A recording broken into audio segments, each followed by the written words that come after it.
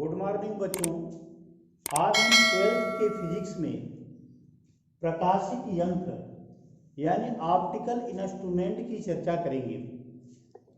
प्रकाशिक यंत्र क्या है? प्रकाशिक यंत्र क्या है? प्रकाशिक यंत्र ऐसा यंत्र जो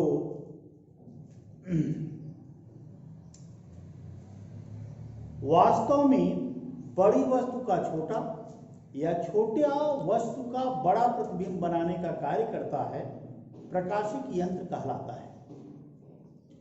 प्रकाशिक यंत्र के संदर्भ में यहां पर हम दो यंत्रों की चर्चा करेंगे। पहला करेंगे संयुक्त सूक्ष्मदर्शी का। तो सबसे पहले हम चर्चा कर रहे हैं संयुक्त सूक्ष्मदर्शी। संयुक्त सूक्ष्मदर्शी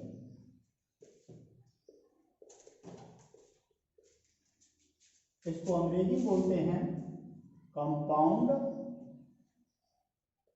माइक्रोस्कोप।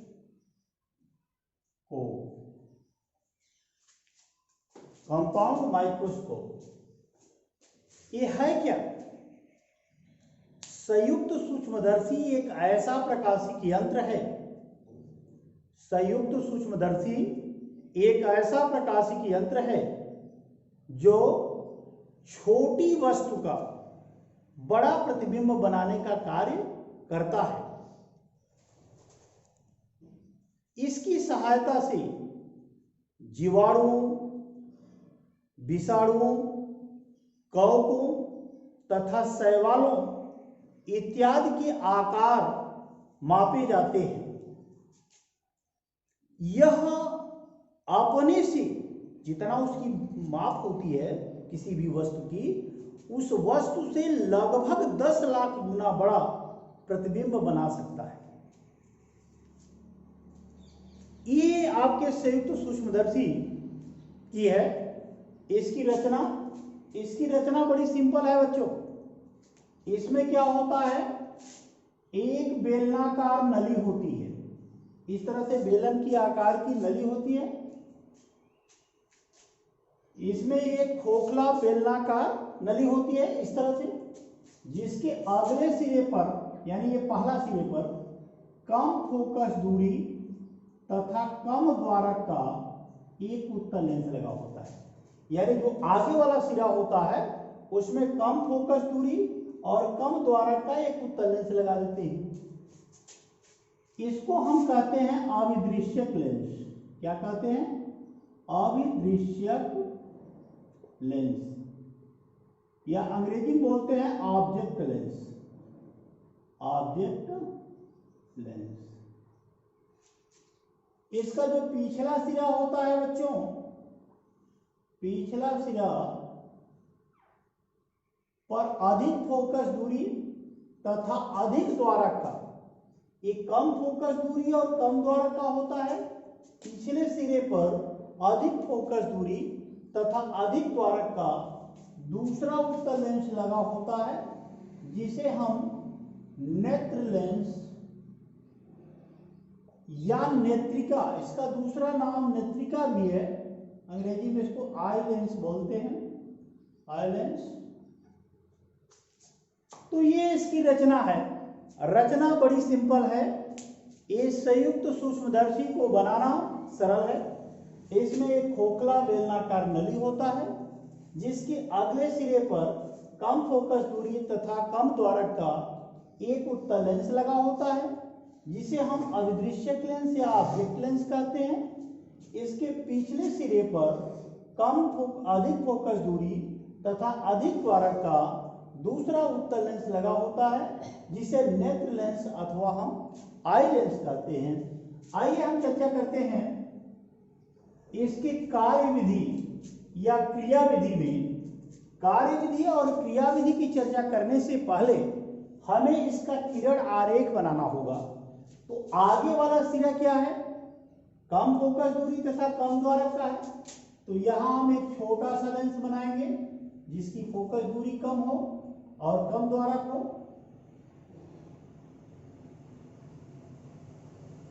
लेकिन पीछे वाला जो होगा वो बड़ा होगा। तो इस तरह से हम पीछे वाला को क्या करेंगे, बड़ा बनाएंगे।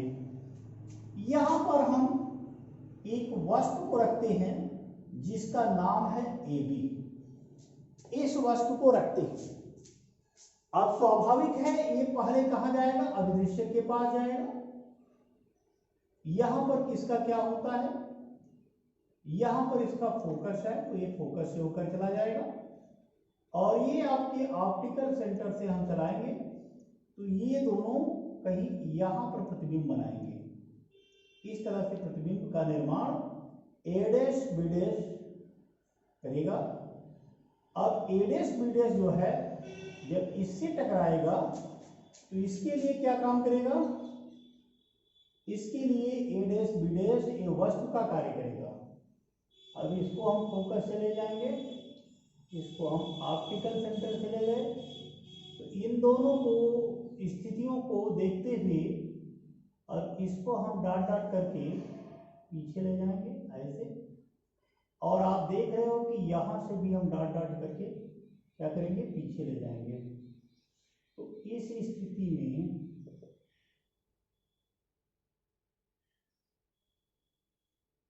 ये आप देख रहे हो किरणों में के बीच में गैप बढ़ता जा रहा है। इसका मतलब ये अनंत पर भी इस साइड में नहीं काटने वाली है। तो इनको हम जब डाट डाट करके ले जाते हैं आगे की ओर तो ऐसा लगता है कि इस बिंदु से ये क्या होती हैं, आती प्रतीत होती हैं। तो आप देख सकते हो कि काफी बड़ा ये प्रतिबिंब प्राप्त होता है, काफी बड़ा प्रतिबिंब क्या होगा, प्राप्त होता है। तो ये आपका जो प्रतिबिंब बनेगा A" B" पर बनेगा। ये आपका A" और B" पर ये आपका काफी बड़ा प्रतिबिंब प्राप्त होगा जो आभासी होगा, उल्टा होगा और वस्तु से काफी बड़ा बनेगा, 10 लाख गुना बड़ा बन सकता है। तो ये आपका इसका क्या है, किरण आरेख है। आप देख सकते हैं, फिर से समझ सकते हैं। ये आपका कम फोकस दूरी तथा कम द्वारक का एक उत्तल लेंस होता है जिसे अदृश्यक लेंस कहते हैं। ये अधिक फोकस दूरी तथा अधिक द्वारक का दूसरा उत्तल लेंस है। वस्तु AB जो है अदृश्य के सम्मुख होगी तो यहां से मुख्य अक्ष के समांतर जब चलाएंगे तो इसके फोकस से जाएगी। ये क्या है, FO है। FO का मतलब ये है ऑब्जेक्ट लेंस का फोकल पॉइंट और इसको हम ऑप्टिकल पॉइंट से चला रहे हैं। ऑप्टिकल AC से जा रहा है। ये दोनों कहां काट रहे हैं, A' B' पर वास्तविक प्रतिबिंब बनाते हैं। ये जो A' B' वास्तविक प्रतिबिंब होता है यह वस्तु से बड़ा होता है, वास्तविक होता है, उल्टा होता है। यह वास्तव में नेत्र लेंस के लिए वस्तु का कार्य करता है। अब इसको हम मुख्य अक्ष के समांतर चलाएं तो ये फोकस से होकर गया। यहां पर क्या है, FE है, नेत्र लेंस का फोकल पॉइंट। और इसको हमने कहां से चलाया, यहां से चलाया, इसके ऑप्टिकल सेंटर से। इसके जब ऑप्टिकल सेंटर से हमने चलाया तो ये गैप इसका बढ़ता जा रहा है। इसको डाट डाट करके अगर हम पीछे ले आते हैं तो A" B" पर यह वास्तव में क्या, कौन सा प्रतिबिंब बना रहा है, आभासी, उल्टा, वस्तु से काफी बड़ा प्रतिबिंब बना रहा है। तो इस प्रकार इसकी क्रिया होती है। यहां पर अगर हम कोण मान लें, ये क्या है, अल्फा है, तो ये भी वर्टिकली अपोजिट एंगल से अल्फा हो जाएगा। ये भी कोण क्या हो जाएगा बच्चों, अल्फा ही हो जाएगा। अब ये कोण को हम बीटा मान लेते हैं तो ये भी कोण क्या हो जाएगा, बीटा हो जाएगा। अब देखिए, बिना यंत्र की सहायता से दर्शन कोण अल्फा बन रहा है और यंत्र की सहायता से जो दर्शन कोण बन रहा है वो क्या बन रहा है, बीटा बन रहा है। तो हम आवर्धन क्षमता की चर्चा करेंगे। आवर्धन क्षमता यम बराबर क्या होता है, बिना यंत्र की सहायता से बना दर्शन कोण बटा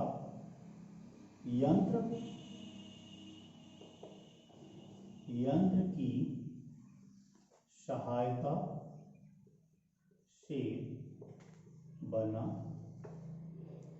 दर्शन कोण यम बराबर हो जाएगा बीटा बाई अल्फा। यम बराबर बीटा बाई अल्फा।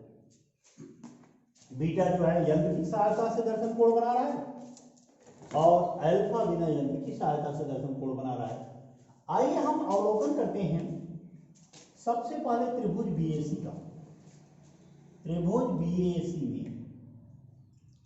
बीएसी में क्या है बच्चों?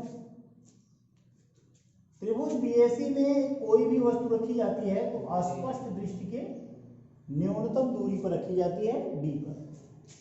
तो ये हो जाएगा आपका tan alpha is equal to A B divide by D.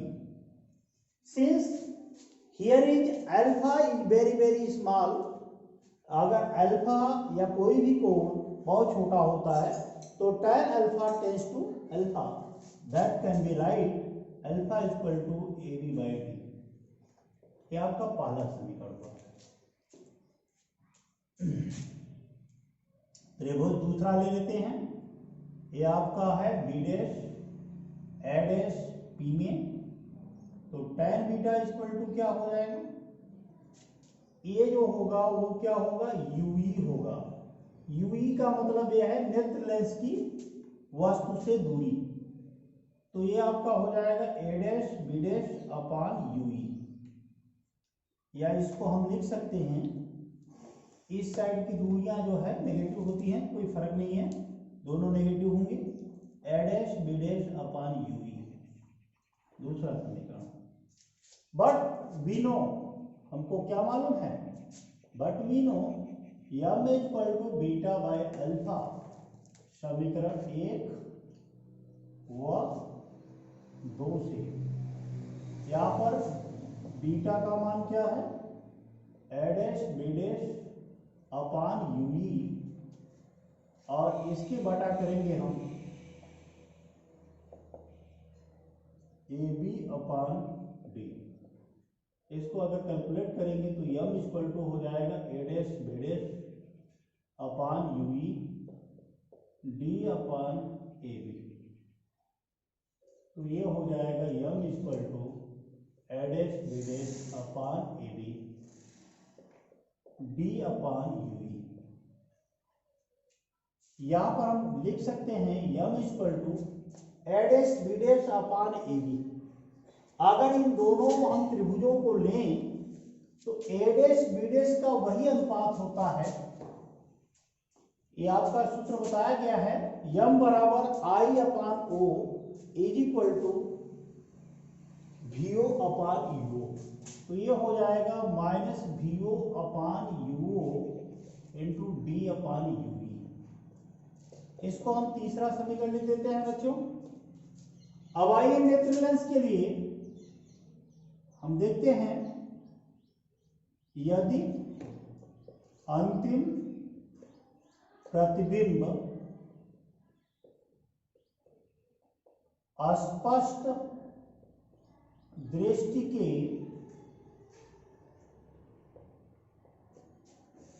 न्यूनतम दूरी पर हो, न्यूनतम दूरी पर हो, तो क्या हो जाएगा? v बराबर माइनस डी। तो हो जाएगा 1 upon F E 1 upon V minus 1 upon U, 1 upon F E V minus 1 upon D UE. UE UE का मान माइनस 1 अपान यूई, क्योंकि इस साइड की दूरियां नेगेटिव होती हैं। तो 1 upon F E minus 1 upon D plus 1 upon UE. D का मल्टीप्लिकेशन अगर करें तो D upon F E minus 1 plus D upon UE. इसको पक्षांतर कर देंगे तो 1 plus D upon F E D upon U E. ये चौथा समीकरण 3 और 4 से, समीकरण 3 व 4 से क्या मिलेगा, डी अपॉन यू ई की जगह 1 plus D upon F E लिख देंगे तो ये हो जाएगा M equal to minus V O upon U in the bracket 1 plus D upon F. ये आपका जब अंतिम प्रतिबिंब स्पष्ट दृष्टि के न्यूनतम दूरी पर बनता है उस स्थिति के लिए आपका एक सूत्र होता है। अब इसमें बच्चों आप देख सकते हो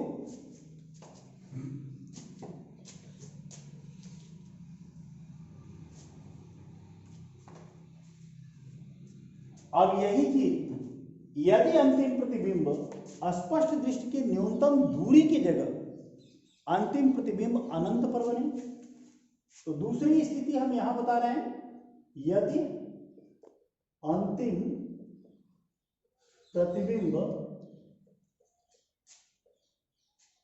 अनंत पर बने तो v equal to infinite 1 upon F E 1 upon infinite minus U E. तो ये हो जाएगा 1 upon F E 1 upon U E, D का मल्टीप्लीकेशन तो D upon F E D upon U ई।